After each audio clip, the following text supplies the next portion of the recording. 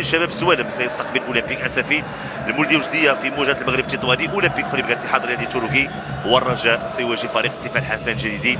هذا هو برنامج الجوله الاخيره، وقد تكون جوله الحسم في انتظار نهايه المباريات. فرصه ما تميزوا الهدف، معطي تميزوا يدخل منذ قليل، يتمكن من وضع الكره في الشباك. تلعبت الكره بسرعه، معطي تميزوا وراء دار المدافعين، ينسل ويضع الكره في شباك الحارس يوسف مطيع.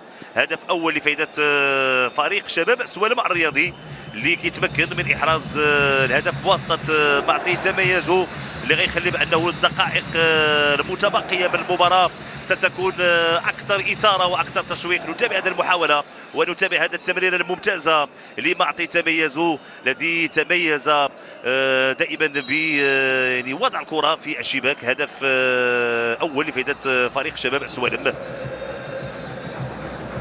اذا اصبحت النتيجه 2 الاهداف.